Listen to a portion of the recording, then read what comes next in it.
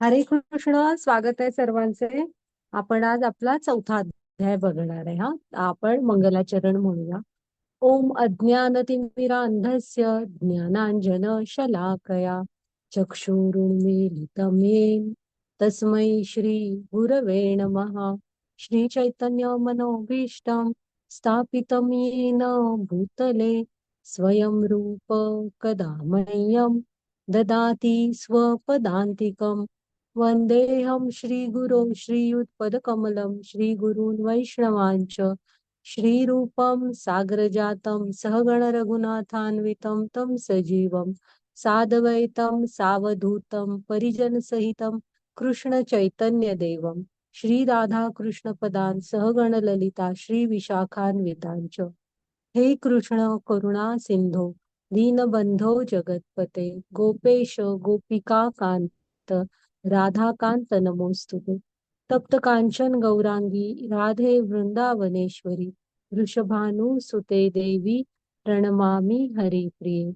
नमा ओम विष्णुपदाय कृष्णपृष्ठाय भूतले श्रीमते भक्ति वेदांत स्वामी इति नामिने. नमस्ते सारस्वते देवी गौरवाणी प्रचारिणे निर्विशेष शून्यवादी पाश्चात्य देश तारिणे. जय श्री कृष्ण चैतन्य प्रभु नित्यानंद श्री अद्वैत गदाधर श्रीवासादि गौर भक्त वृंद. हरे कृष्णा कृष्ण कृष्णा हरे हरे हरे राम राम राम हरे हरे. हरे कृष्णा कृष्ण कृष्णा हरे हरे हरे राम राम राम हरे हरे. तर स्वागत आहे सर्वांचं. तर आपण आपल्या प्रभुपाद स्वामींना प्रणाम करू, ज्यांनी सोप्या शब्दामध्ये आपल्यासाठी गीता लिहिली, ज्यामुळे हा अभ्यास करणं सोपं झालं. नामानिष्ठदास प्रभूजींना प्रणाम करते, ज्यांनी हा सुंदर उपक्रम राबवला. आमच्या मराठीच्या ग्रुप हेड पूजा माताजी, त्यांना प्रणाम करते. आणि आमच्या मराठीच्या या पूर्ण टीमला प्रणाम करते. अन्वया माताजी, ज्यांनी मला गीता शिकवली, त्यांना प्रणाम करते. आणि तुम्ही पण सगळे वेळेत येता, तुम्हा सर्वांना पण प्रणाम. हं? तर आपण काल काय बघितला? कर्मयोग, कर्मांद्वारे कृष्णाशी कसं जोडलं जायचं, हे आपण कालच्या अध्यायात बघितलं, हो की नाही? माताजी स्लाइड घ्या, आपण बघू काय काय बघितलं. अर्जुनाने विचारलं, मी काय करू, कर्माचा त्याग करू की कर्म करू, मला एक काहीतरी सांग, एकम वद. मग कृष्णाने काय सांगितलं त्याला, की तू इथं राहून वनात जाऊन इथला विचार करणं, ह्याला मिथ्याचार म्हणतात, तो मला आवडत नाही. त्यापेक्षा जिथे आहात तिथे तुमची इंद्रिय जर का तुमच्या ताब्यात असतील, तुमचं मन तुमच्या ताब्यात असेल आणि तुम्ही तुमचं कर्म व्यवस्थित करत असाल, तर ते जास्त श्रेयस्कर आहे. मग आपण कर्मकांडाकडून कर्मयोगाकडे गेलो. कर्मकांड म्हणजे काय? चांगलीच कर्म असतात, पण पुण्याच्या अपेक्षेने, फळाच्या अपेक्षेने केलेली असतात. आणि कर्मयोग म्हणजे काय? तर कृष्णांच्या सेवेसाठी आपण कार्य करायचं आणि त्याची फळं कृष्णांना अर्पण करायची. यज्ञ म्हणजे काय हे बघितलं, पावसाचं त्यागाचं चक्र बघितलं आपण.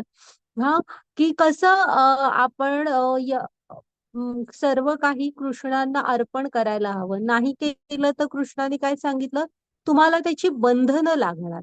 आणि बंधनं लागणार म्हणजे काय? तर ती कर्मफळ भोगण्यासाठी पुन्हा पुन्हा आपल्याला जन्म मृत्यू ह्यामध्ये अडकून पडावं लागणार.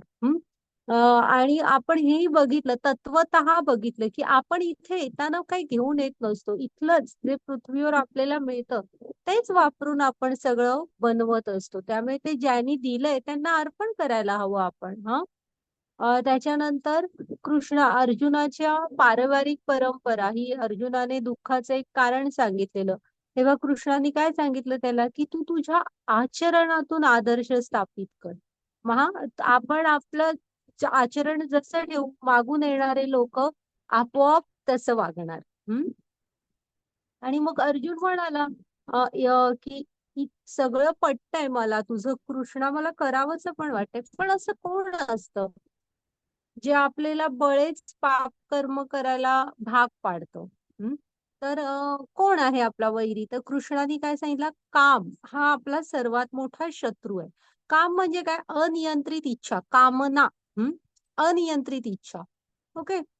मग तो सर्वात मोठा शत्रू आहे. मग आपण मनुष्याच्या शरीराचा रथ बघितला, आठवतोय ना? तर आपण लक्षात ठेवायला पाहिजे की आपल्या बुद्धीने इंद्रियांना ताब्यात ठेवायला पाहिजे. आणि जर का आपली इंद्रिय ताब्यात असतील तर सॉरी, आपल्या बुद्धीने मनाला ताब्यात ठेवायला पाहिजे, आणि मन ताब्यात असेल तर इंद्रिय ताब्यात राहणार, आणि एकाच दिशेने व्यवस्थित तो रथ जाऊ शकेल शरीराचा. हा, घ्या माताजी पुढची स्लाइड. आता आजच्या अध्यायामध्ये ना ज्ञानयोग म्हणतायत ह्याला. ह्या अध्यायामध्ये आपल्याला ना गीतेचा इतिहास समजणार आहे, कधी आली पृथ्वीवर वगैरे. हा, त्याच्यानंतर आहे ना आपण वर्णाश्रम व्यवस्थेविषयी बघणार आहोत की वर्णाश्रम व्यवस्थेचं खरं ध्येय काय आहे, कृष्णाने निर्माण केली आहे पण ती रिअल मध्ये कशी आहे. हा, मग कर्मयोग कृष्णाने सांगितलंय, थोडं कर्म अकर्म विकर्म ह्याबद्दल सांगितलंय. पुन्हा मग गुरूंकडे जाण्याबद्दल सांगितलेलं आहे बघा त्यांनी, की आपल्याला गुरूंकडे जावं लागेल ज्ञान मिळवण्यासाठी. ते पुढचे श्लोक आहेत ते आपण बघू सगळं. हा, आणि इथे आता आपण जेव्हा गीतेचा इतिहास बघतो ना, तेव्हा आपल्या लक्षात येईल की हे ज्ञान कृष्णाने स्वतः सांगितलेलं आहे की हे जे ज्ञान आहे ना, हे तुम्ही गुरु शिष्य परंपरेतून घ्यायला हवं, शुद्ध प्रमाणित गुरु शिष्य परंपरेतून. हा, कृष्णानेच ते सांगितलेलं आहे, तरच हे ज्ञान आपल्या हृदयामध्ये प्रकट होईल. ओके. घ्या माताजी पुढची स्लाइड.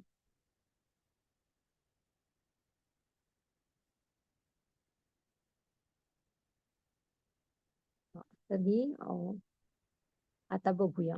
कसं आहे ना, भगवद्गीता तुम्ही बघाल आजूबाजूला खूप म्हणजे खूप वेगवेगळ्या भाषांमध्ये आणि खूप लोकांनी भगवद्गीतेवर लिखाण केलेलं आहे.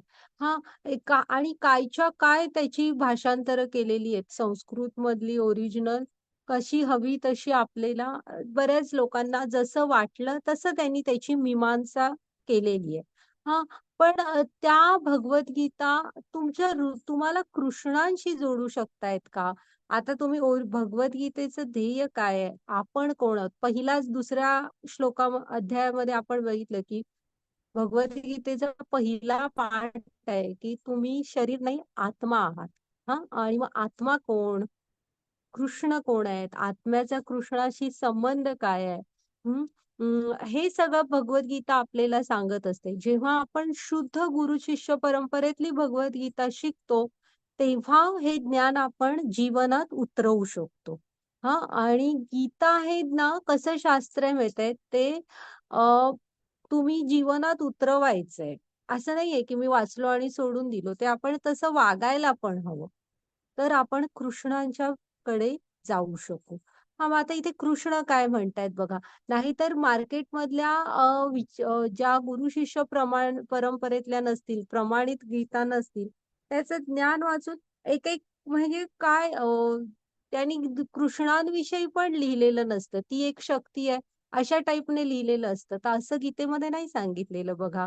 गीता ही कृष्णांची वाणी आहे. भगवत गीता नाव काय आहे तिचं? भगवत गीता. म्हणजे ही कृष्णानी गायलेलं गीत आहे. हा, ही आणि ते तिचं वैशिष्ट्य आहे. हे एकमेव गीता हे असं ग्रंथ आहे की ज्यामध्ये कृष्ण स्वतः बोललेले आहेत. बाकी सगळे धर्मग्रंथ कसे असतात, कुणी ना कुणीतरी आपल्याला सांगितलेलं असतं, संतांनी वगैरे. हे तसं नाहीये. भगवद्गीता ही कृष्णांच्या मुखातून आलेली आहे, त्यांची वाणी आहे.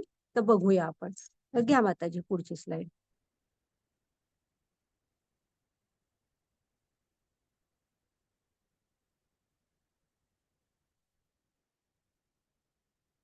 वाचा.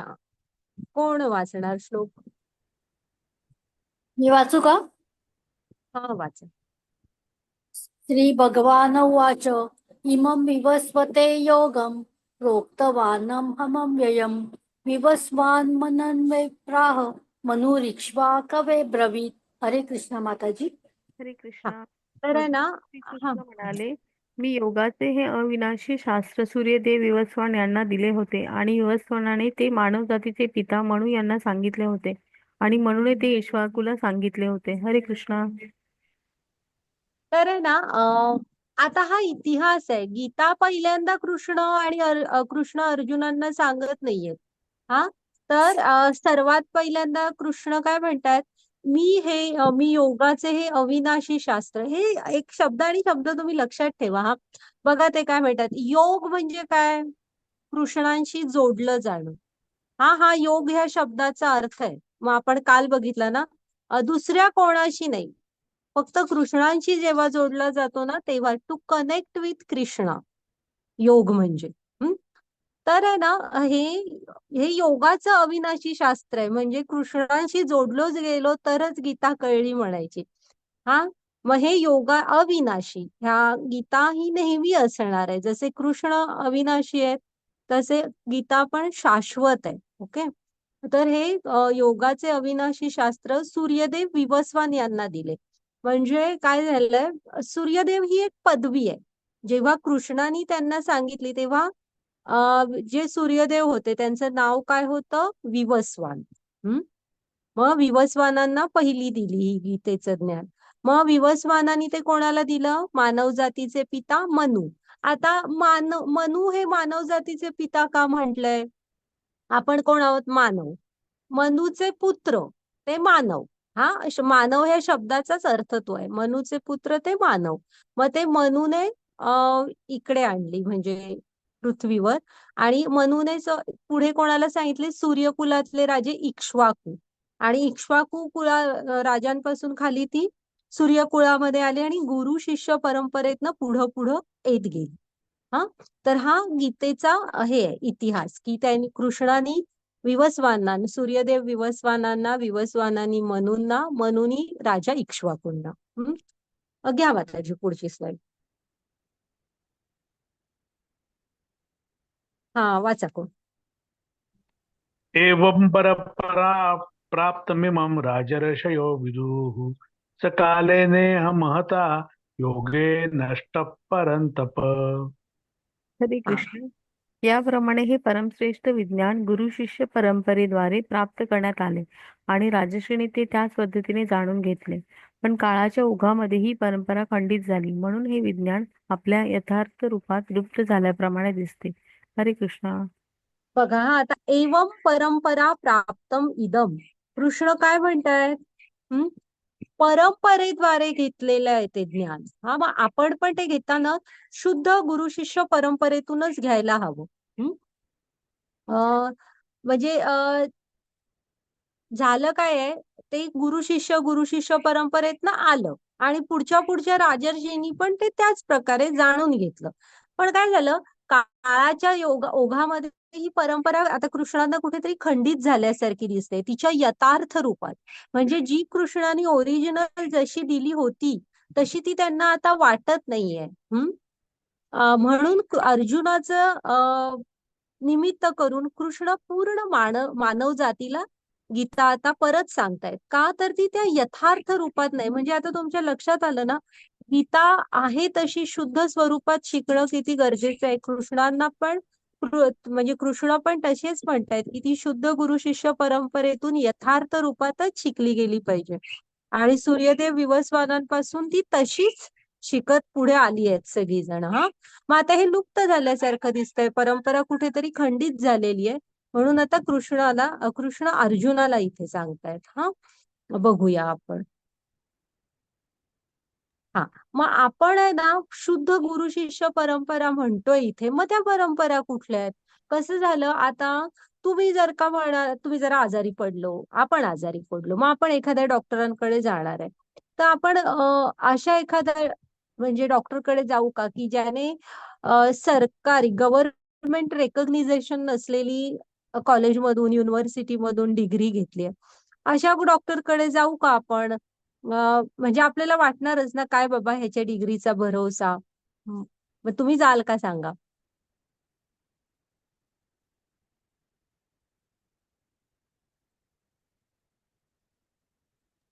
नाही. जाल का? बरं नाही. ठीक आहे, पण मी तर जाणार नाही.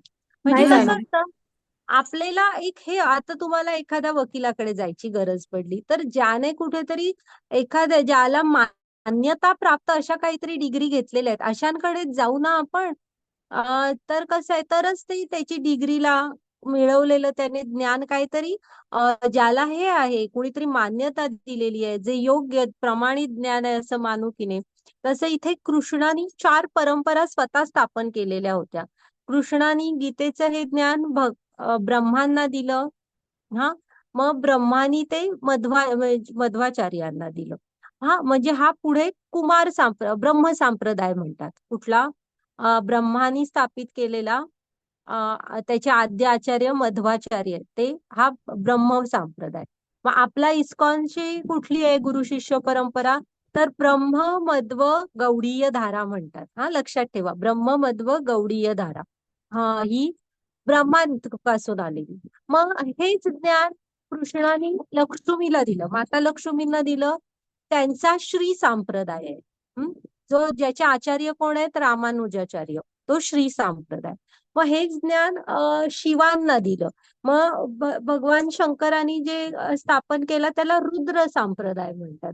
आणि त्याचे आचार्य कोण आहेत? विष्णू स्वामी. आणि 4 कुमारांना दिलं, म्हणजे सनत, सनातन, सनंदन, सनत कुमार. ह्या 4 कुमारांना दिलं तो कुमार संप्रदाय, आणि त्याचे आचार्य आहेत निंबकाचार्य. मग तुम्ही ह्या ज्या आता म्हंटल ना, हा ब्रह्म संप्रदाय, श्री संप्रदाय, रुद्र संप्रदाय आणि कुमार संप्रदाय, ह्यापैकी कुठल्याही गुरु शिष्य परंपरेतून आपण ज्ञान घेऊ शकतो, कारण ह्या स्वतः कृष्णाने स्थापन केलेले ह्या हे आहेत संप्रदाय. हा, आणि इकडे आपल्याला आपली साईडला दाखवले. तुम्ही भगवद्गीतेमध्ये आपली गुरु शिष्य परंपरा वाचू शकता, आहे, दिलेली आहे. मग मी तुम्हाला पान नंबर पण सांगते. हा, हे बघा, 30 नंबरच्या पेजवर ना गुरु शिष्य परंपरा आहे. श्रीकृष्ण, ब्रह्मदेव, नारद, व्यासदेव, मध्वाचार्य, पद्मनाभ, नृहरी, माधव, असं असं असं करत विश्वनाथ चक्रवर्ती ठाकूर, जगन्नाथ ठाकूर, भक्तिविनोद ठाकूर, गौर किशोरदास, त्याच्यानंतर भक्ती सिद्धांत सरस्वती, मग एसी भक्ती वेदांत स्वामी प्रभुपाद. हा, तर अशी ही आपली शुद्ध गुरु शिष्य परंपरा आहे. ओके, आणि आपण ब्रह्ममध्व गौडीय धारेमध्ये येतो. घ्या माताजी पुढची स्लाईड.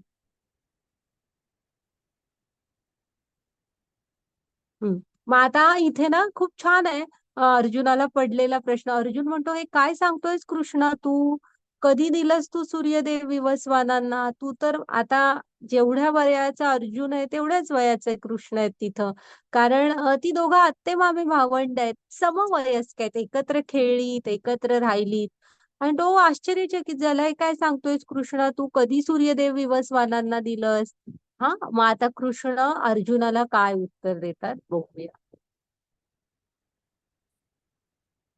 आणि ते कसे दिसतात बघा, हे कृष्ण नेहमी असेच दिसतात. हा, म्हणजे हे नेहमी एकदम नव चैतन्य, नव तरुण असतात, ते असेच दिसतात, म्हणून ते मनमोहन आहेत. घ्या मग त्याची पुढची स्लाईड. आता ना इथे थोडं काळाविषयी सांगितलेलं आहे. गीता 5 विषयांविषयी सांगते आपल्याला. ईश्वर म्हणजे परमेश्वर कोण आहेत? आता आपण बघितलं की नाही, भगवान, परमेश्वर कोणाला म्हणायचं, तसं ते म्हणजे ईश्वर, जीव म्हणजे आपण, प्रकृती, ही सत्व, रज, तम वगैरे ते सगळं येईल शेवटच्या अध्यायांमध्ये. काळ आणि कर्म. मग आता कर्मांविषयी शिकतो. हे जे 6 अध्याय आहेत ना पहिले, हे आपल्याला कर्मयोग सांगतात. मग आहे ना, काळाविषयी इथे सांगितलेलं आहे बघा. गीता आपल्याला काळाविषयी पण सांगते. तर आता जरासं सगळ्यांनी स्लाइड झूम करा, आणि तुम्ही जेव्हा PDF नंतर बसून कॅल्क्युलेटर घेऊन ह्या स्वतः गुणाकार जरा करून बघा. हा, तर हे बघा, 4,32,000 वर्षांचं एक कलियुग असतं. हा, मग त्याच्या दुप्पट 8,64,000 वर्षांचं द्वापार युग असतं. मग 4,32,000 गुणिले 3 एवढ्या वर्षांचं त्रेतायुग. आणि 4,32,000ची चौपट एवढ्या वर्षांचं सत्ययुग असतं. आलं लक्षात? मग ह्या 4 युगांचं मिळून काय बनतं? एक दिव्य युग बनतं. हम्म त्याची बेरीज किती येते? 4,32,000 सॉरी 4.32 दशलक्ष वर्ष. एवढी येते ती बेरीज. म्हणजे ह्या 4ही युगांचं मिळून एक दिव्य युग बनतं. मग अशी 71 दिव्य युगांचं काय बनतं? एक मनवंतर. हा जेव्हा आपण ही 71 दिव्य युग घेतो त्याला म्हणायचं एक मनवंतर. 306.72 दशलक्ष वर्ष असतं ते. मग अशी हे एक मनवंतर झालं. अशी 14 मनवंतर आणि 15 संध्या म्हणून मिळून काय होतं? म्हणजे 14 मनवंतरांचा दिवस असतो ब्रह्मांचा आणि परत अशाच एवढ्याच टाइमचा त्यांचा हे असते, त्याला संध्या म्हणतात. जेव्हा आंशिक विनाश होतो आणि सगळी जण म्हणजे त्याला पार्शियल डिवास्टेशन आंशिक विनाश म्हणतात. त्यावेळी काय होतं माहितीये? ब्रह्मदेवांची रात्रीमध्ये 15 मन्वंतरांची असते ती रात्र, तिला संध्या म्हणतात. मग 15 संध्या त्या. मग त्यावेळेस काय होतं माहितीये? आपण सगळे ना झोपल्यासारखे असं सगळं जिथल्या तिथे थांबतो आणि एकदम झोपल्यासारखी सगळी जण तेवढा म्हणजे ब्रह्मदेवांची संध्या असते रात्र तेवढा वेळ झोपलेली असतात आणि ती संपली की झोपेतून उठल्यासारखं जिथून जसं होतं तसं सुरू होतं सगळं. तर अशी 14 मन्वंतर आणि 15 संध्या. तर म्हणजे ह्याला म्हणायचं एक कल्प. ओके. जेव्हा असं मिळतो तेव्हा मग त्या एक कल्पमध्ये किती वर्ष असतात? 4.32 बिलियन वर्ष असतात. अरब अरब म्हणतो आपण त्याला. तर एका ह्याच्या म्हणजे एक कल्प असतो ना, एक कल्प ते मध्ये. ओके. मग अशा ब्रह्मदेवांचं 100 वर्षाचं आयुष्य आहे. मग तोपर्यंत म्हणजे ब्रह्मदेवांचे 100 वर्षाचं आयुष्य पूर्ण होईपर्यंत पृथ्वीवर चतुर्युगांची किती किती सायकल होतात बघा आणि कितींदाच पृथ्वी बनते आणि संपते परत येत असं सगळं सगळं किती हालचाली होऊन जात असतात बघा. ब्रह्मदेवांचं आयुष्य असं 100 वर्षाचं आहे. आणि हे हरे तुम्ही कृष्ण. पीडीएफ आली की जरा असं लक्ष देऊन परत बघा. इथून खालून सुरू करा. 4,32,000 वर्षांचं कलियुग आहे. सगळ्यात खाली कोपऱ्यात डाव्या उजव्या बाजूला. ओके. आणि बघा ही नक्की कालचक्र कसं आहे. ओके. घ्या माताजी पुढची स्लाइड. आता इथे परत दिलंय बघा. आताचे जे ब्रह्मदेव आहेत ना त्यांची 50 वर्ष साधारण झालेली आहेत बघा. त्यांनी पुढे आकडे पण दिलेले आहेत. 6 मन्वंतर संपली आहेत. 4 युगांची 27 चक्र. आणि आता जे ब्रह्मदेवांचं कलियुग 4,32,000 वर्षांचं आहे. किती झाली आहेत त्यातली फक्त 5,117 वर्ष झालेली आहेत. कलियुगातली. आणि ब्रह्मदेवांचे जीवन बघा त्यामुळे किती तर 155.522 ट्रिलियन वर्षाचं झालेलं आहे. 50 वर्षाचे झालेत सध्याचे जे ब्रह्मदेव आहेत ते. घ्या माताजी पुढची स्लाइड. आकडे किती मोठे आहेत बघा आणि आपल्यामध्ये किती इगो असतो. मी किती करत असतो बघा आणि तसे आपलं अस्तित्व किती सूक्ष्म आहे बघा विश्वाच्या पसाऱ्यामध्ये. आता मनुचं जीवन दिलंय. मनु जे आहेत त्यांची काय 4 युगाची 27 चक्र संपली आहेत. आणि आणि आणि बघा मनुचं किती 120.53 31 मिलियन इयर्सचं वर्ष झालेलं आहे. म्हणजे ना इथे त्यांनी काय सांगितलंय बघा. मनुच्या जन्मापूर्वी त्यांनी सूर्यदेव विवस्वानांना ही गीता सांगितलेली. म्हणजे एक मनुच होऊन 120 मिलियन इयर्स होऊन गेलेली आहेत. त्यामुळे गीता ही 120 दशलक्ष वर्षापूर्वी सांगितली गेली होती विवस्वानांना. केवढी प्राचीन आहे बघा ती. घ्या माताजी पुढची स्लाइड.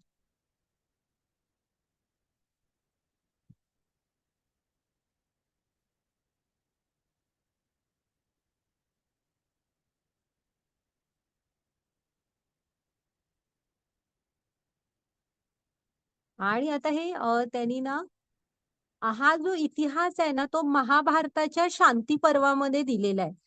त्यांनी वर ना शांती पर्वातलं ते श्लोकचं हे पण दिलाय बघा. महाभारत कंसात शांती पर्व 348.51-52 हा मध्ये आपण ह्या इतिहास हा तुम्ही आता जे गणित हे बघताय हे शोधू शकता. ओके.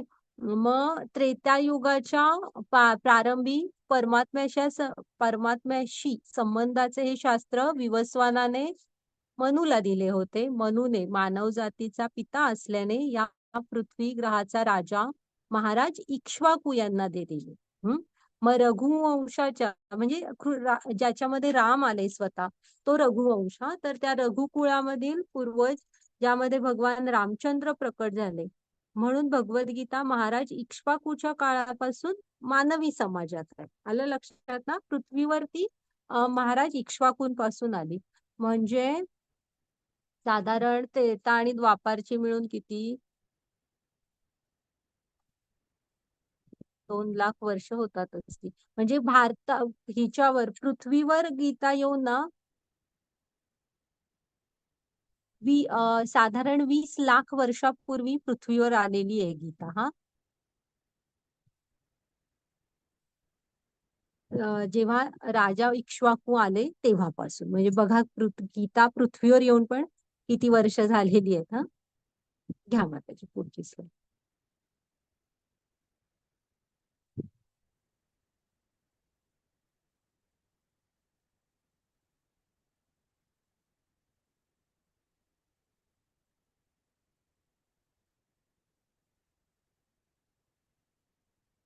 पुढची स्लाईड घ्या माताजी. मग आता हे वर्षांमध्ये दिलेलं आहे बघा. बघू ब्रह्मदेवाचा एक दिवस सॉरी ब्रह्मदेवाचा 1 सेकंद म्हणजे पृथ्वीवरची 1 लाख वर्ष. 1 मिनिट म्हणजे 60 लाख वर्ष. हा मग 1 तास म्हणजे 36 कोटी वर्ष. आणि आता ब्रह्मदेवाचा 1 दिवस म्हणजे बघा 8 अब्ज 64 कोटी वर्ष होतं. हा ब्रह्मदेवाचा 1 दिवस म्हणजे असं ब्रह्मदेवाचं 100 वर्षाचं आयुष्य आहे. ओके. आणि आपलं बघा म्हणजे त्यांचा 1 सेकंद म्हणजे आपल्या इथे 1 लाख वर्ष होऊन जातात. घ्या माताजी पुढची स्लाईड. आपण किती सूक्ष्म आहोत त्यांच्या हिशोबाने विचार करा. आणि मग त्या ह्याने आपण आपला टाइम किती म्हणजे आपल्याला मिळालेला जो वेळ आहे ना मनुष्य जन्मात तो अमूल्य आहे. म्हणून तुकारामांनी वगैरे सांगितलेलं आहे की ज्या क्षणी थोडा रिकामा वेळ जो क्षण मिळतोय रिकामा तो हरिनाम करण्यामध्ये गुंतवा. म्हणून 1 क्षण पण फुकट घालवू नका. आलो ना विश्वाच्या पसाऱ्यात आपण किती सूक्ष्म आहोत बघा. त्यामुळे मानवी जीवन इथे मिळाले श्वास हे सगळं अमूल्य आहे. घ्या माताजी. नाही माताजी वाचा वाचा श्लोक.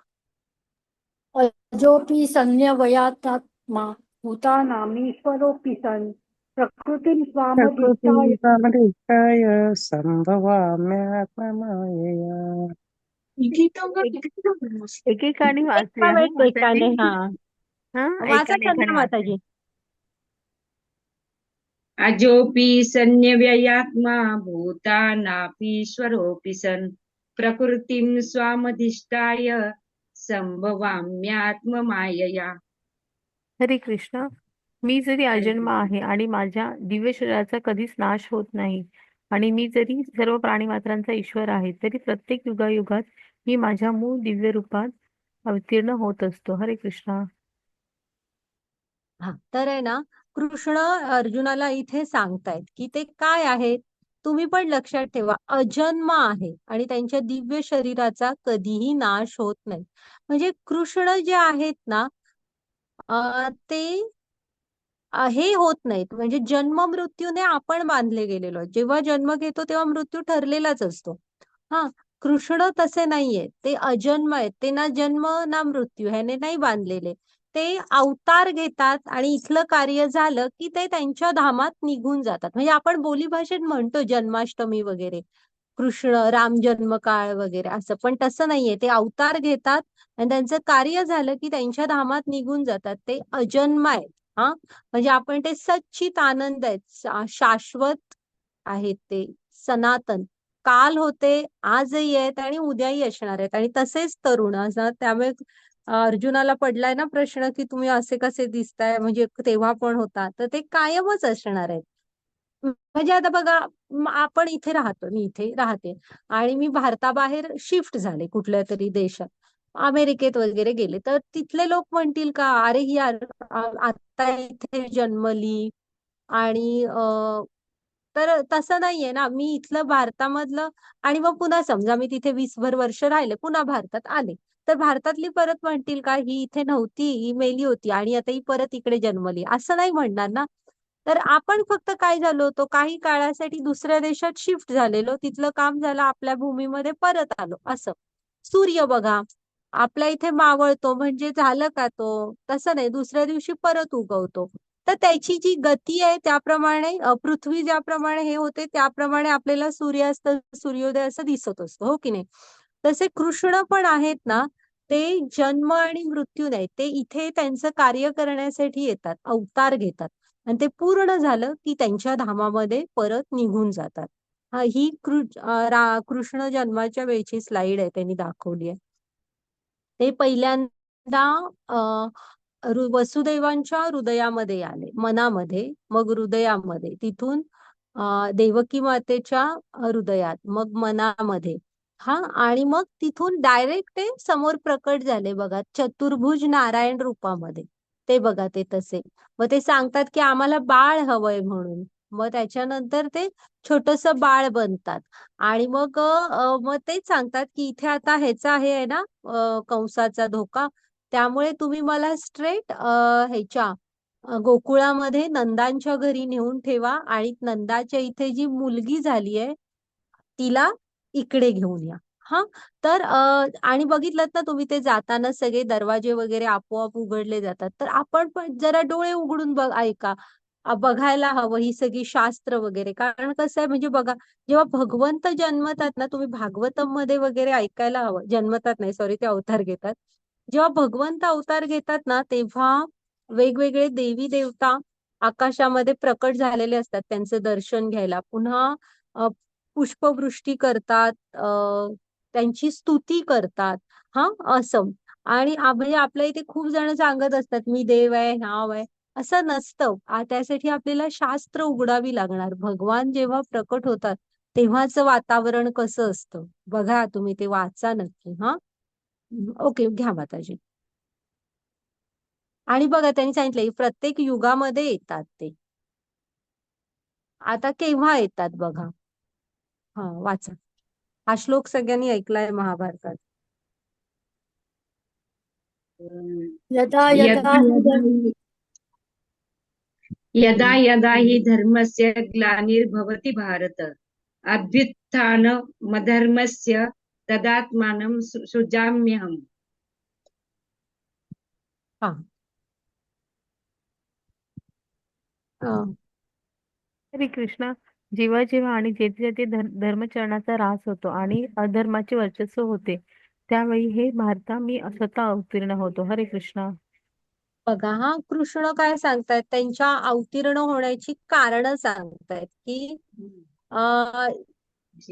अशी परिस्थिती येते ना की जेव्हा धर्माचरणाचा ऱ्हास झालाय आणि अधर्माचं वर्चस्व वाढायला लागलेलं आहे. हा, अशा वेळेस ते अवतार घेत असतात, प्रकट होत असतात. मग इथं काय माहित आहे, देवकीचं लग्न झालं होतं वसुदेवांबरोबर आणि हा जो कंस तिचा भाऊ असतो, कंस अगदी रथ रथ असतो ना, रथ, त्याचं सारथ्य स्वतः करायला बसतो आणि प्रेमाने बहिणीला तिकडे सासरी सोडायला निघालेला असतो. आणि तेवढ्यात देव आकाशवाणी होते की मूर्ख कंसा, की ह्याच देवकीच्या पुत्रातून उदरातून जन्मणारा 8वं बाळ तुझ्या मृत्यूस कारणीभूत असणार म्हणून. झालं. हा, आता ते बाळ 8व्या नंबरचं होतं, अजून एक पण बाळ झालं नव्हतं आणि ते होणार, मोठं होणार, ह्याला बराच वेळ असतो तसा. म्हणजे आणि नुसती एक आकाशवाणी झाली त्याच क्षणी हा तलवार काढतो आणि देवकीला मारायला उठतो. मग भागवतम मध्ये आहे बघा, वसुदेवानी छान नीती सांगितलेली आहे कंसाला आणि काय काय चांगलं आहे ते सगळं. मग त्यामुळे असुरांशी ही जी मैत्री असते ना, ती किती म्हणजे ते किती क्षणात ते रंग बदलतात बघा. एका क्षणासाठी सारथी बनून निघालेला, तोपर्यंत लगेच तलवार काढून मारायला उठला. हम्म. घ्या माताजी. तर हे असं असतं, हा म्हणायचं धर्माचरणाचं ऱ्हास होतंय आणि अधर्माचं वर्चस्व वाढत चाललेलं होतं. हा, मग आता ते येऊन करणार काय आहेत बघा. वाचा. परित्राणाय साधूनां परित्राणाय साधूनां विनाशाय च दुष्कृतां धर्म संस्थानार्थाय संभवामि युगे युगे. काय म्हणाले प्रश्न? आपण नंतर सांगते हा माताजी, मी प्रश्न वाचला नाही चॅट बॉक्स मध्ये, बघ वाचून. हा हरे तर कृष्ण. आहे ना, हा माताजी ट्रान्सलेशन वाचा. हा. हरे कृष्णा. भक्तांचा उद्धार करण्याकरता आणि दुष्टांचा विनाश करण्याकरता तसेच धर्माची पुनर्स्थापना करण्याकरता मी स्वतः युगायुगात प्रकट होतो. हरे कृष्णा. तर आहे ना, कृष्ण इथे येऊन काय काय करणार असतात बघा. एक तर पहिलं कारण काय सांगितलंय, परित्राणाय साधूना, म्हणजे ते भक्तांचा उद्धार करण्याकरता येतात. मग दुष्टांचा विनाश आणि धर्माची पुनर्स्थापना. हे जे दुष्टांचा विनाश आणि धर्माची पुनर्स्थापना आहे ना, हे कृष्ण त्यांच्या धामामध्ये बसून त्यांनी जराशी इच्छा जरी मनात आणली तरी ते करू शकतात. त्यासाठी त्यांना स्वतःचं धाम सोडून पृथ्वीवर प्रत्यक्षात यायची काही गरज नाहीये. ते अनंत कोटी ब्रह्मांड नायक आहेत, त्यांच्या इच्छेनेच सगळं होत असतं. त्यामुळे दुष्टांचा विनाश, रावण, कंस ह्यांना मारणं त्यांच्यासाठी काही खूप कठीण असं नव्हतं. आणि धर्माची स्थापना पण ते करू शकतात तिथे बसून. कारण देवी देवतांना वगैरे सांगून, कारण कसं आहे, ही सगळी रचना त्यांनीच हे करून दिलेली आहे. पण ते प्रत्यक्षात कुणासाठी येतात, तर भक्तांचा उद्धार करण्यासाठी. हे जे शुद्ध भक्त असतात ना, संत म्हणतो आपण, हे खूप शुद्ध जीवन जगत असतात, प्रामाणिक प्रयत्न, प्रामाणिकपणे भक्तीमध्ये जोडलेले असतात आणि त्यांना असं वाटत असतं की कधी ना कधीतरी कृष्ण येणार आणि आपल्याला प्रत्यक्षात भेट देणार. मग फक्त आणि फक्त ते भक्तांसाठी येतात, जे भक्त त्यांचे वाट बघत असतात. शबरी हजारो वर्ष त्याच उत्सुकतेने वाट बघत होती, अगदी म्हातारी झाली शबरी तरुणपणापासून. तर आले ना राम, तिला स्वतः भेटायला आले आणि रामानी बघा रामायणामध्ये वनात जाऊन जाऊन त्यांच्या सगळ्या शुद्ध भक्तांची भेटी गाठी घेतल्या, उद्धार केला. कृष्णाने पण केला. तर त्यामुळे कृष्ण राम हे येतात ना, ही कारण आहेत. ह्यातलं महत्वाचं कारण आहे त्यांच्या भक्तांना आनंद देण्यासाठी. घ्या माताजी पुढची स्लाईड.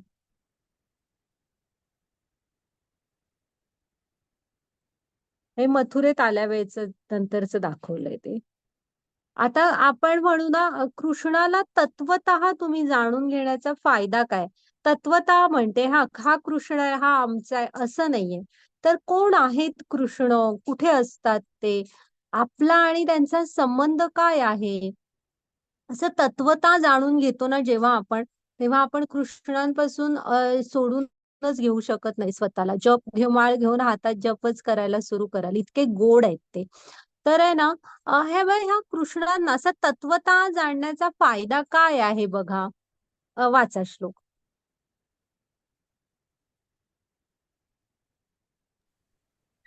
जन्म कर्म च मे दिव्य मे वै यो वेत्ति तत्वतः त्यक्त्वा देहं पुनर्जन्म नैति मामेति सोऽर्जुन.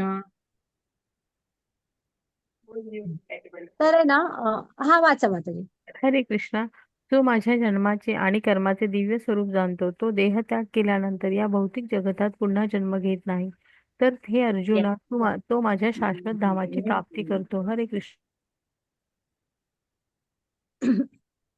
आपण जेव्हा कृष्णांना ना तत्वतः, आता हे तर शिकलो की आपण शरीर नाही, आत्मा आहे. आणि आत्मा काय आहे, तो पण सच्चित आनंद आहे. तो कृष्णांचा ना अंश आहे, एकदम सूक्ष्म अंश आहे, कृष्णांपासून वेगळा झालेला. मग जसं कृष्ण सच्चित आनंद आहे तसा आत्मा पण सच्चित आनंद आहे आणि त्याला आवड आहे, ओढ आहे त्याला कृष्णाची. आता तो तिकडनं आलाय म्हटल्यावर तिकडची ओढ आहे त्याला आणि तो वाट बघत असतो की कधीतरी मी कृष्णांशी जोडेन, त्यांच्या सेवेमध्ये स्वतःला गुंतवून घेईन, हरिनाम करेन, हरी कीर्तन करेन. हा तर असं जेव्हा आपण कृष्णाला तत्वतः जाणतो आणि त्यांच्याशी जोडून घेतो ना आपण, जी ह्या गोकुळातले लोक होते बघा, त्यांचं सगळं कृष्णच होता. तुम्ही विचार करा, गोकुळामध्ये आल्यापासून कृष्ण किती किती संकट आलीत, पण एकाने तरी म्हंटल का हा कृष्ण आल्यापासून असं सगळं होतंय? आपण असतो तर म्हंटलो पण असतो, जा रे बाबा जा, तू आल्यापासून राक्षस येतात. हम्म. इतकं प्रेम होतं त्यांचं, सगळंच त्यांचा कान्हा होता. हा तर असं म्हणजे जेव्हा आपण कृष्णांना तत्वतः असं जाणून घेतो ना, तेव्हा ते बघा, जो माझ्या जन्माचे आणि कर्माचे दिव्य स्वरूप जाणतो, तो देहत्याग केल्यानंतर या भौतिक जगतात पुन्हा जन्म घेत नाही. तर हे अर्जुन, तो माझ्या शाश्वत धामाची प्राप्ती करतो. म्हणजे फक्त आपण कृष्णांना जाणलो, आपण कोण आहे आणि कृष्ण काय आहे आणि आपला आणि त्यांचा संबंध काय, एवढ्यापर्यंत जरी आपण जाणलो तरी कृष्ण सांगतायत बघा की त्यांच्या शाश्वत धामाची प्राप्ती करतो आणि आपण ह्या जन्म मृत्यूच्या फेऱ्यातनं मुक्ती मिळवतो. हा तर असं ते, आणि त्यांचं जन्म कर्मच मे दिव्यम, म्हणजे ते दिव्य असे, आपल्यासारखं नाहीये त्यांची जन्म आणि कर्म. ह्या ज्या कर्म म्हणजे काय, ह्या कृष्णाने वेगवेगळे घेतलेले अवतार आणि त्यामध्ये केलेल्या त्यांच्या वेगवेगळ्या लीला, ह्या खूप अभ्यासाच्या गोष्टी आहेत आणि त्या वरिष्ठांकडून जर का तुम्ही ऐकलात ना, तर तुम्हाला जीवन जगताना त्याच्यातनं मूल्य मिळतात की आपण आपलं जीवन जगताना कसं वागायला हवं. रामायण वगैरे बघा. हा तर त्यामुळे होतं काय, हे जेव्हा आपण ह्याचा सगळ्याचा अभ्यास करतो, जीवनात तसं ते उतरवतो, तेव्हा आपल्याला जन्म मृत्यूच्या फेऱ्यातनं आपोआप मुक्ती मिळते आणि आपण कृष्णाशी घट्ट जोडले जातो. इथं ही दामोदर लीला म्हणतात. कार्तिक महिन्यात झाली होती, म्हणून कार्तिक महिन्याला दामोदर मास पण म्हणतात बघा. आणि आपलं माताजी पाठवा हा तुम्ही ग्रुपवर, एक दामोदर अष्टकम म्हणून आहे, तुम्ही नक्की ऐका ते. आणि कार्तिक महिन्यात ना दीपदान करतात ना, तेव्हा दामोदर अष्टकम म्हणतात. लीला थोडक्यातच सांगते. कसं असतं, यशोदा, माता यशोदा, यशदा हा त्यांचं नावच आहे बघा, ते यश देणार आहे अशा त्या यशोदा जे म्हणजे कृष्णांचे एकदम छान लीला झालेल्या आहेत नंद आणि यशोदांबरोबर. आणि कृष्णाने पण अपार प्रेम दिलं हा त्यांना. जेव्हा एकदा नंद महाराजांचं चप्पल नेऊन द्यायचं असतं, तर कृष्ण, आता ते बाळ असले तरी पूर्ण पुरुषोत्तम भगवानच आहेत, तर लुटू लुटू चालत ना स्वतःच्या डोक्यावर वडिलांचे हे ठेवतात, त्या चप्पल पायातले, आणि नेऊन देतात. एवढं अपार प्रेम कृष्णाने पण केलं. मग हे काय होतं, हा कृष्णांसाठी एकदा यशोदा माता म्हणतात की मी स्वतः माझ्या हाताने लोणी बनवणार म्हणून. मग त्या सकाळ सकाळी उठतात, दही घुसळत बसलेले असतात. हा आणि तोपर्यंत कृष्ण उठतो आणि हे करतो, रडायला लागतो, म्हणून ते दही घुसळायचं थांबवतात, त्याला घेतात आणि दूध देत असतात. बाळ असतो ना, मग तोपर्यंत चुलीवरचं दूध उतू जात असतं, मग त्याला खाली ठेवतात, ते दूध खाली उतरून ठेवायला जातात. मग आहे ना, इकडे कृष्णाला राग येतो, कृष्ण काय करतो, उठतो आणि ते जे दह्याचं भांड असतं ते सगळं सांडतो. त्यांची मैया येऊन बघते थोड्या वेळाने की कृष्णाने सगळं सांडून सगळं जमिनीवर सगळं करू असं स्वतःला बरबटून घेतलेलं आहे. दिवाळी दिवशी सकाळ सकाळी असला प्रकार बघून मैयाचं डोकं हलतं आणि मागे लागतात छडी घेऊन चांगली. कृष्ण पुढे, मागे त्यांची मैया, अशी बरीच धावत असतात कृष्ण. मग आहे ना मागे वळून आणि बघत असतात येते काय मागे म्हणून. शेवटी बघते की ती तर शेवटी यशोदा झाली तरी त्या काय अशा रस्त्यावर धावत नसतात. शेवटी नंद महाराज त्या भागाचे राजे होते यशोदा त्यांची राणी, त्या अशा धावत नव्हत्या, त्यामुळे त्या दमतात आणि तरी पण मागे येत असतात. मग शेवटी थांबतात आणि सापडतात. म्हणजे ही लीला का अद्भुत लीला आहे माहित आहे. यशोदा ह्या एकमेव अशा आहेत पात्र की ज्यांनी कृष्णांना बांधलं. नाहीतर तुम्ही राम कृष्ण आणि त्यांचे सगळे अवतार बघा, कोणही त्यांना बांधू शकलेलं नाहीये. एकमेव यशोदा आहेत ज्या त्यांना उखळाला बांधून घालतात. ते की भजन आहे बघा, क्योंकि प्रेम के बंधन में मोहन बंध गए. ते बंधन दोरीचं नव्हतं, तर ते भक्तीचं प्रेमाचं बंधन होतं. असं ती दामोदर लीला आहे. कार्तिक महिन्यात दीपदान करताना म्हणाय. आणि तुम्ही कधी शिका ते म्हणायला, मुलांना शिकवा, खूप सुंदर अष्टकम आहे ते. हा, तर अशी ही दामोदर लीला की भक्तांसाठी बघा त्यांनी बांधून पण घेतलं स्वतःला. ओके, घ्या माताजी पुढची स्लाइड. तर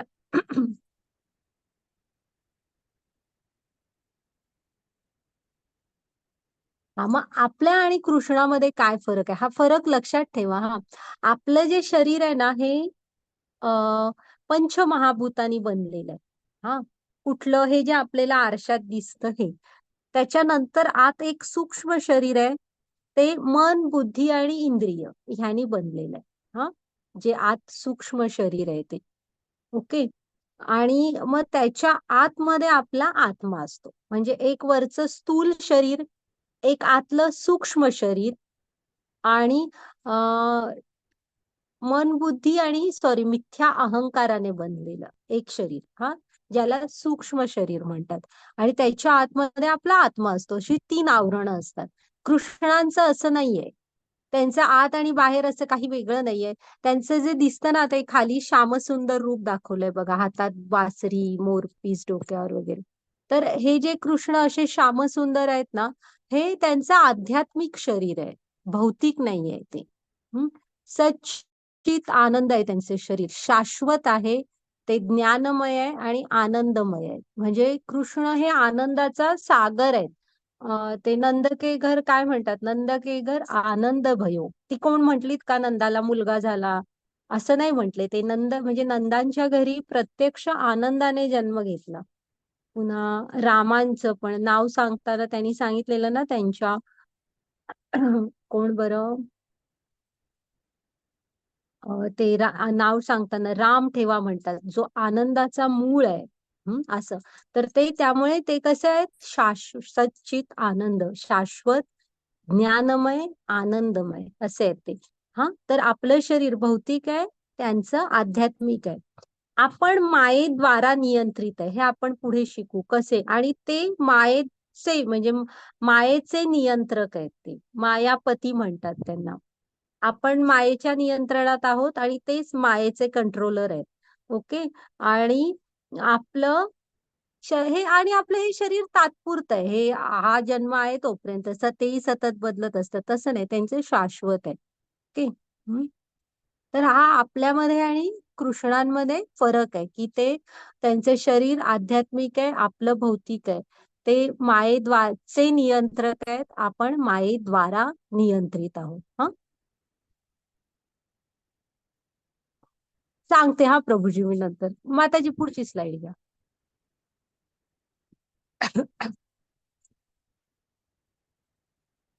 आता इतिहासात कृष्णाला जाणून घेण्यास सक्षम कोण आहे, म्हणजे तुम्हाला कृष्णांकडे जायचं आहे, मला जायचंय बुवा, तर आपल्याला कृष्णाने हा मार्ग सांगितलेला आहे. वाचा, कोण पण श्लोक वाचा.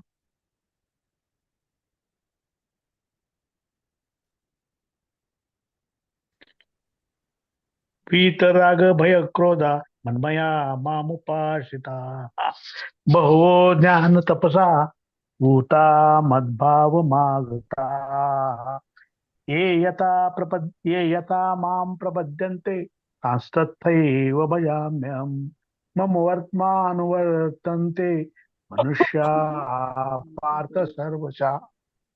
हरे कृष्ण. हरे कृष्ण. पुढची स्लाइड घ्या माता.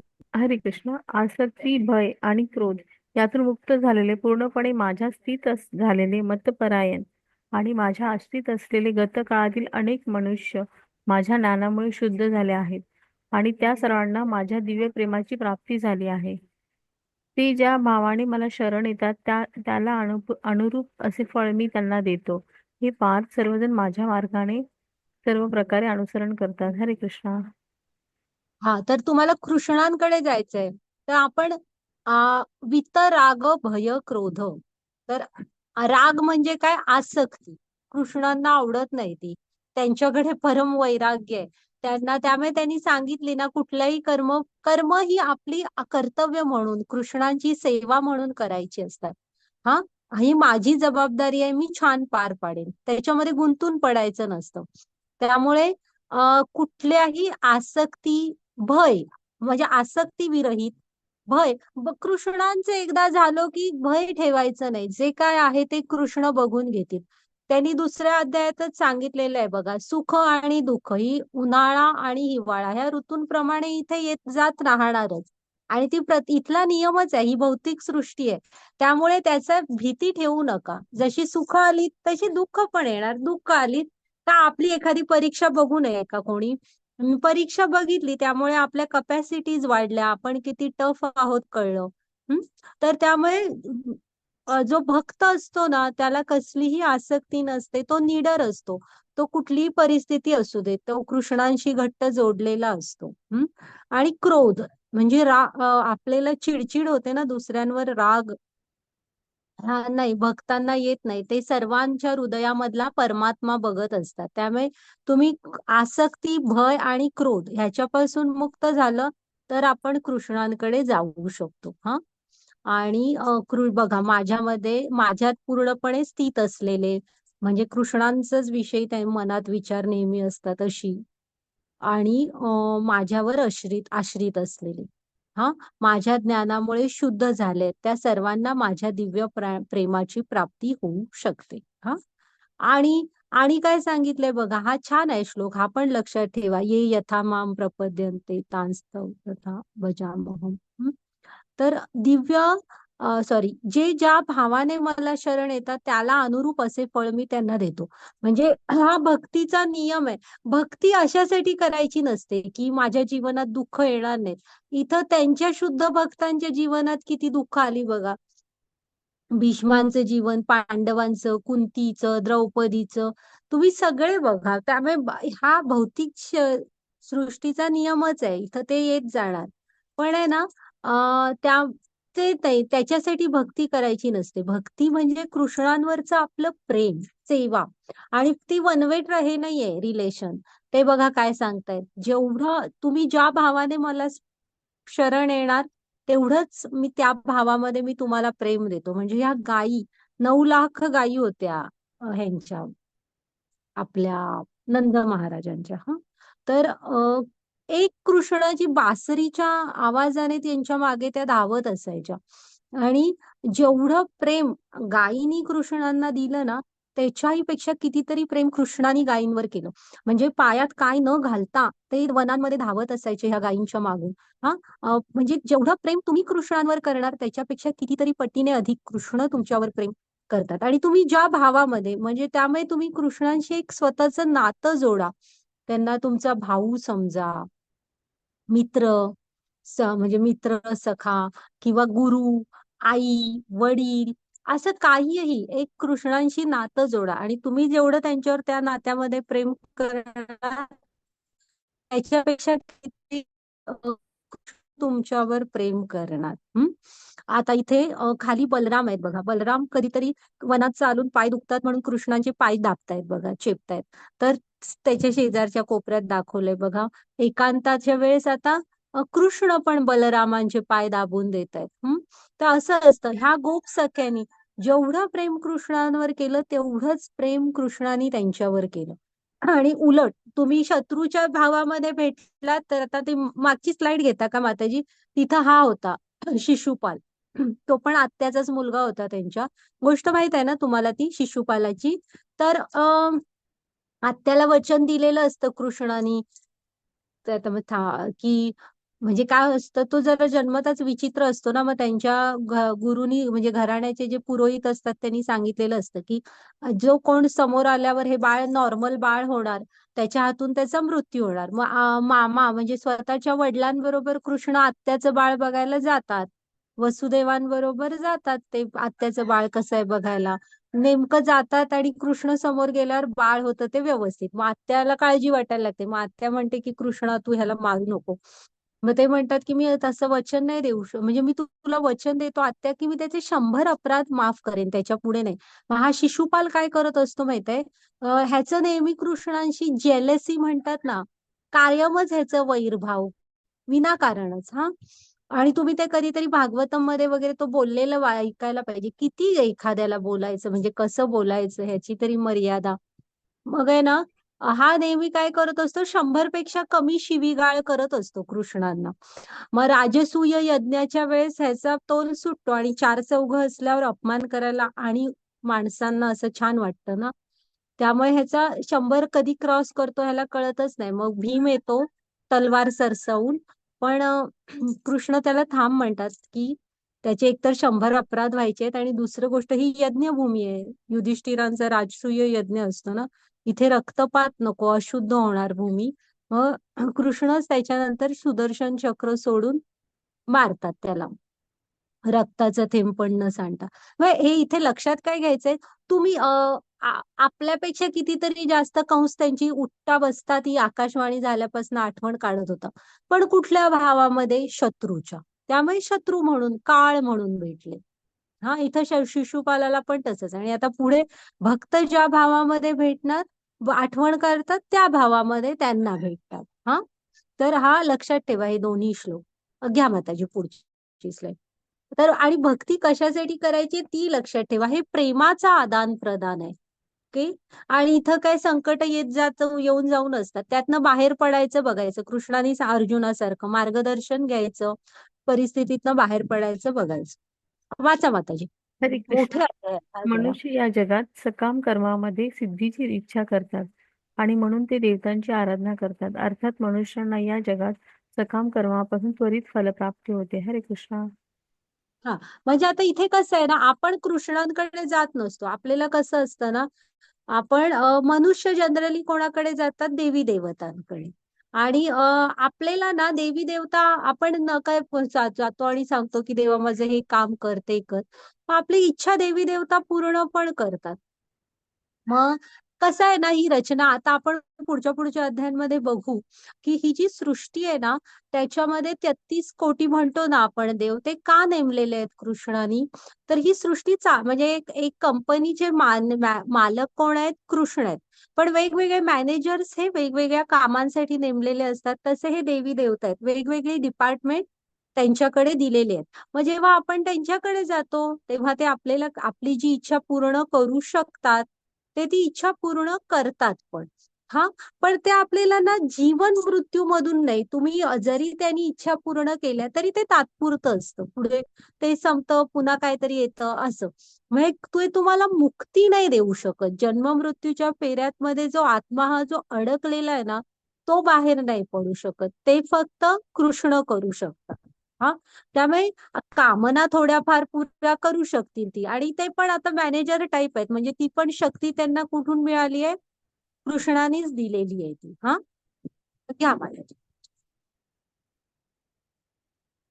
हा, आता हे चातुर्वर्णाश्रमा म्हणजे वर्णाश्रमाबद्दल बघूया जरा. हा, वाचा.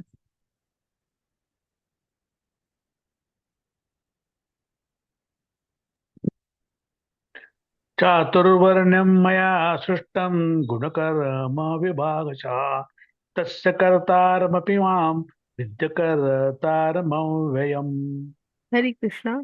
भौतिक प्रकृतीचे 3 गुण आणि त्यांना अनुरूप अशा कर्माला अनुसरून मी मानवी समाजाचे 4 विभाग निर्माण केले आहेत, ते तू जाणले पाहिजे. जरी मी या अवस्थेचा कर्ता असलो तरी मी अवयवी असल्यामुळे अकर्ताच आहे. हरे कृष्ण. बघा हा, आता ही जी शास्त्र उघडल्याशिवाय सत्य आपल्याला कळत नसतं. चातुर्वर्ण्य मया सृष्टम गुण कर्म विभागशः, म्हणजे चातुर्वर्णाची ही जी रचना आहे ती कृष्णाने निर्माण केलेली आहे. पण कशी? गुण कर्म विभागशः. तो विसरू नका तो शब्द, की तुम्ही तुमच्यामधले गुण शोधा, तुम्हाला कुठली कर्म त्याप्रमाणे करायला आवडतायत हे शोधा.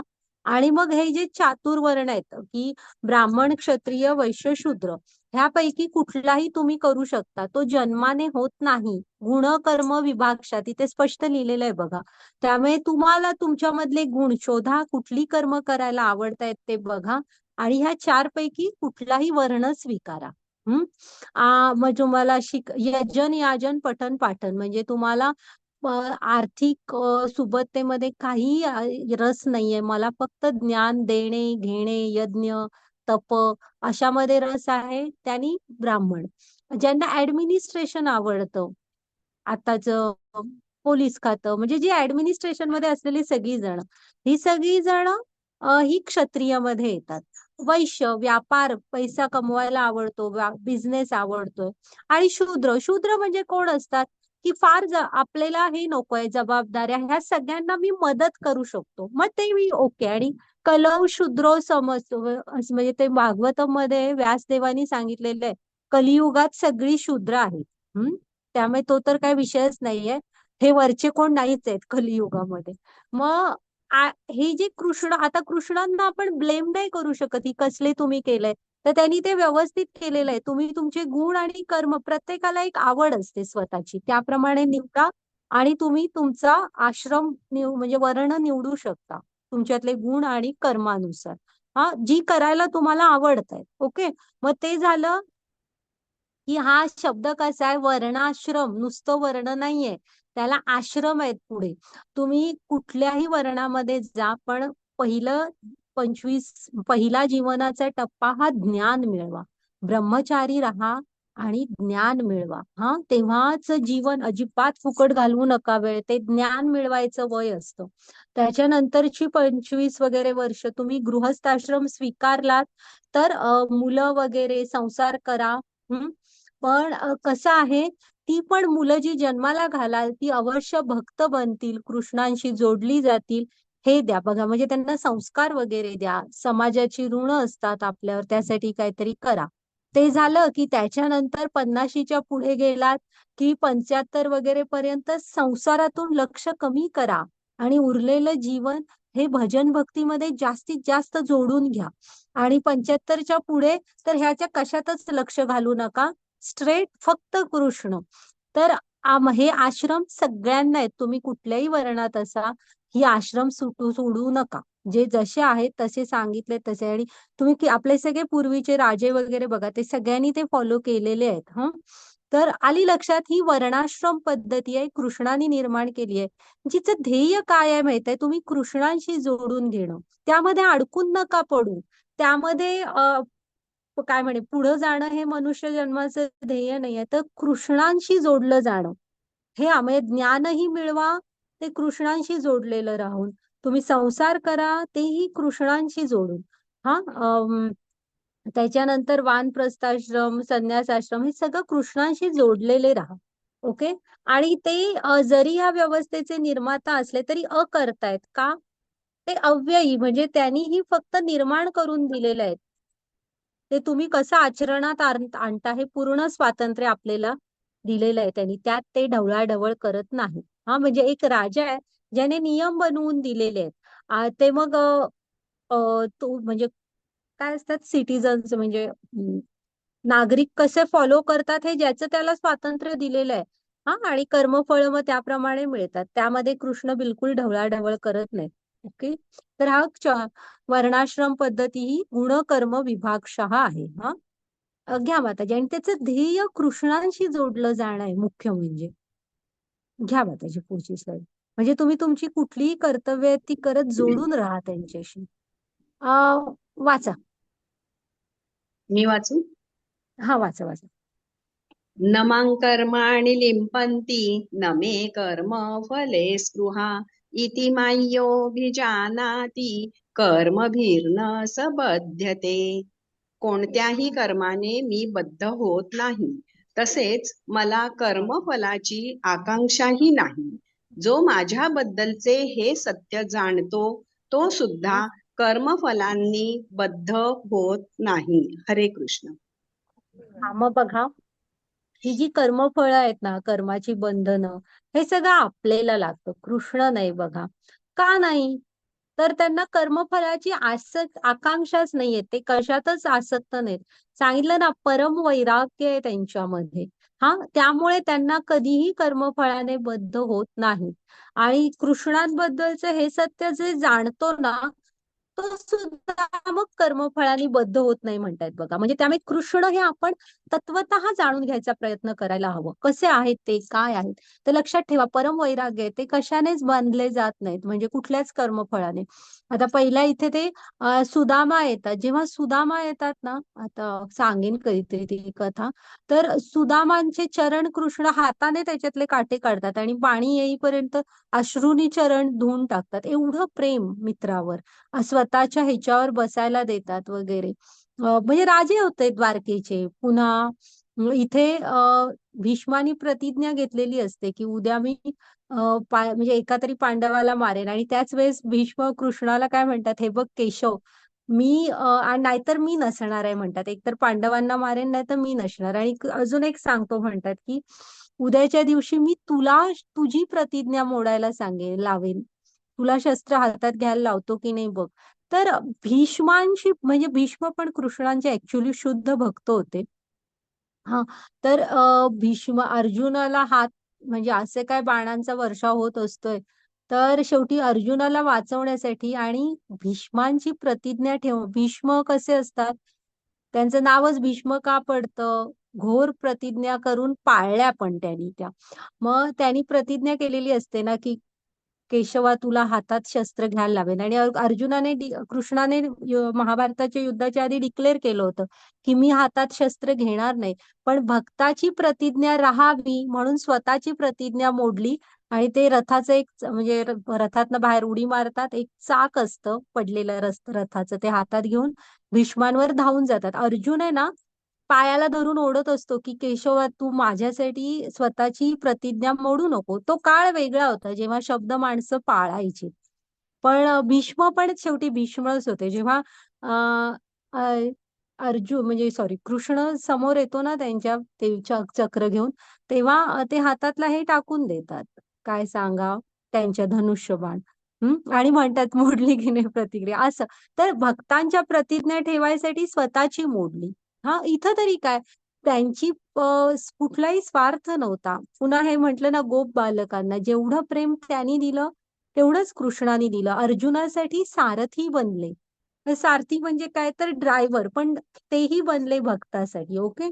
तर त्यामुळे ते कर्मफळाने त्यांना फळं लागत नाहीत, कारण ते परम वैराग्य आहेत. ओके. घ्या माताजी पुढची स्लाइड. श्लोक लक्षात ठेवा हा, हे सगळे. आता आपलं बघा कसं असतं. हे झालं कृष्णांचं. वाचा कोणीतरी.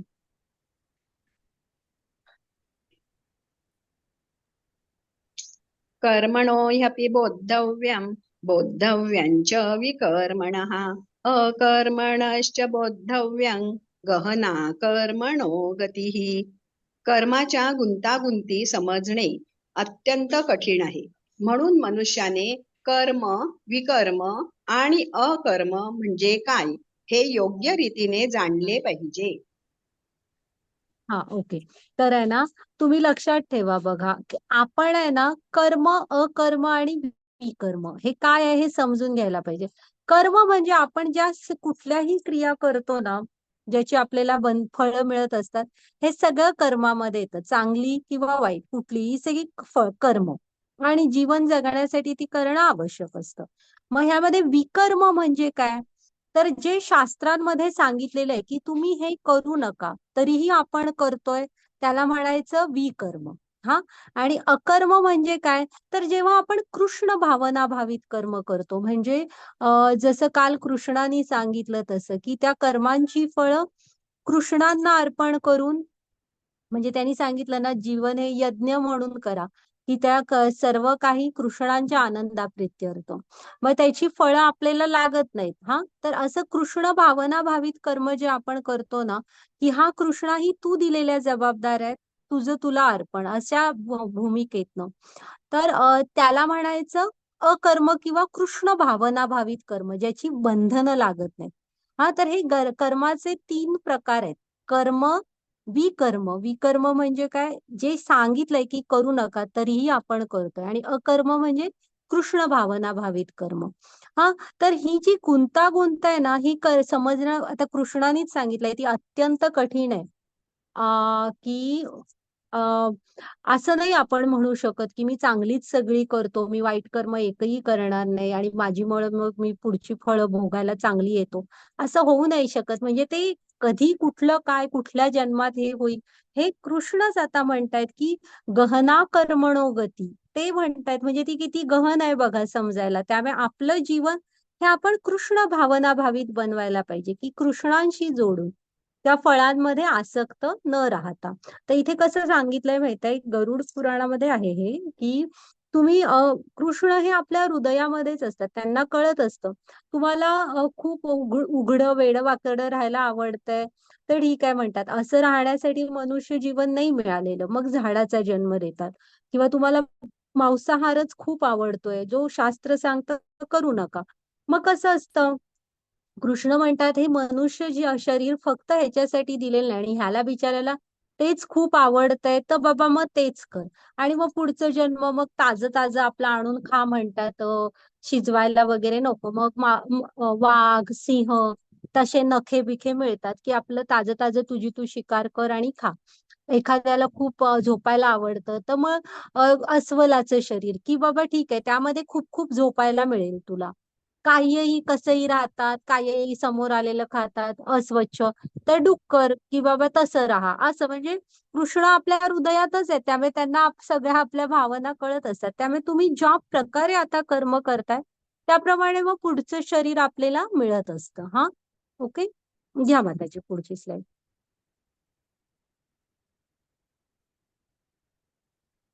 हा, हे बघा, विकर्म, कर्म आणि अकर्म. विकर्म म्हणजे लक्षात ठेवायचं की जे सांगितलंय शास्त्राने करू नका ते, वेदांचं पालन करत नाही, त्यामुळे काय होतं, खालच्या प्रजातींमध्ये म्हणजे मनुष्य सोडून प्राण्यांच्या जन्माला जातात.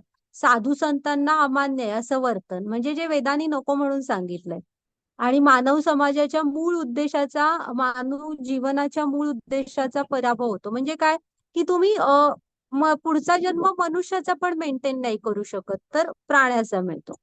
हा, कर्मी म्हणजे काय, कर्मी चांगले असतात. वेदांमध्ये तो भाग आहे कर्मकांड, त्याला कर्मकांड म्हणतात, की जे चांगली कामं करतात ती, जे वेदांमध्ये सांगितलंय. पण एक असतं की स्वर्ग प्राप्तीसाठी पुण्य मिळावं आणि स्वर्गात जाता येईल, मग स्वर्गातली सुख मिळतात म्हणून करतात ते. हा, पण जन्म मृत्यूच्या फेऱ्यातनं सुटत नाहीत. पुढे आहे ते 9व्या अध्यायात, की पुण्य क्षीण झालं की परत पृथ्वीवर यावं लागतं.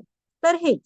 आणि अकर्मी म्हणजे काय, इथे नारद दाखवलेत बघा, की शुद्ध भक्त, भक्तीने जे कृष्णांची भक्तीच्या मार्गावर असतात ते, की ते फळांमध्ये चांगल्या, तेही कर्म चांगलीच करतात, पण स्वर्ग मिळावं, पुण्य मिळावं ह्याच्यासाठी नाही, कृष्णांची सेवा म्हणून.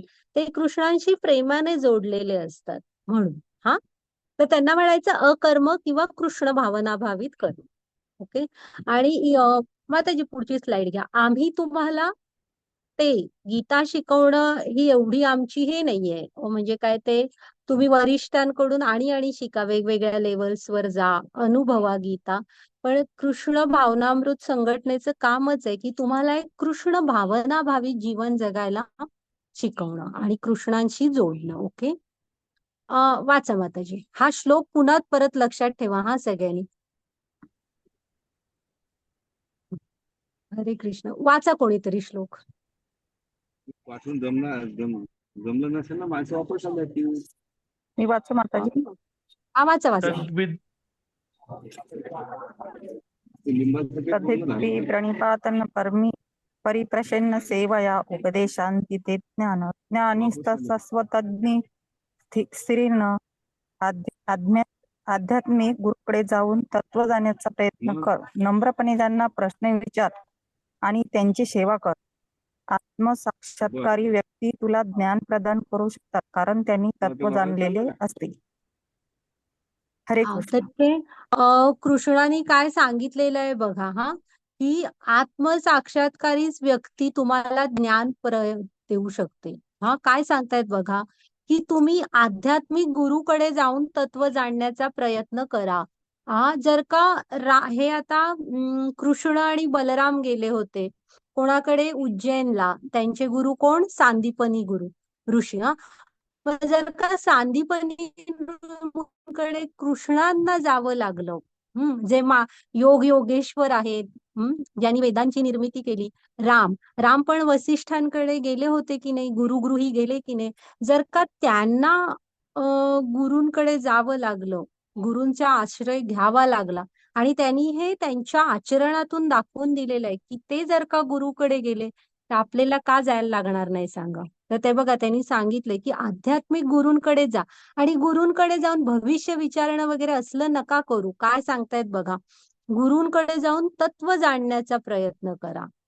त्यांचे म्हणजे तत्व, जीवनाचं तत्व, हे प्रश्न आपल्याला जेव्हा पडतात ना, म्हणून म्हटलेलं आहे की जेव्हा आपल्याला हे प्रश्न पडतात की मी कोण आहे, मी का आलो इथे वगैरे, तेव्हा आपल्याला खरी तत्व कळतात, जेव्हा जर का योग्य आध्यात्मिक गुरु भेटले तर.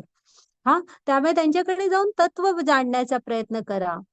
कसं जाणायचंय बघा, ते असं अहमपणा, मीपणा दाखवू नका गुरूंना. गुरु ते गुरु असतात शेवटी. नम्रपणे प्रश्न विचारा. कृष्णाने काय सांगितलंय? नम्रपणे प्रश्न विचारा आणि त्यांची सेवा करा. 2 गोष्टी तुम्हाला कराव्या लागणार, की गुरूंकडे जावं लागेल, त्यांची सेवा करावी लागेल.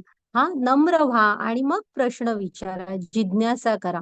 पुढे काय म्हणतात? आत्मसाक्षात्कारी व्यक्तीच तुम्हाला ज्ञान प्रदान करू शकतात, कारण त्यांनी तत्व जाणलंय. आता ज्यांनी तत्व जाणलंय तेच तुम्हाला, म्हणजे ज्यांनी कृष्ण जाणलाय तेच कृष्णापर्यंत जायची वाट दाखवू शकतात ना. त्यामुळे आत्मसाक्षात्कारीच व्यक्ती आपल्याला ती वाट दाखवू शकणार आहे. त्यामुळे गुरूंकडे जाणं हे मस्ट आहे सगळ्यांसाठी. घ्या माताजी पुढची स्लाइड. आणि रामकृष्ण स्वतः गेले. तर झाला आपला आजचा अध्याय. मोठा आहे, सुंदर अध्याय आहे.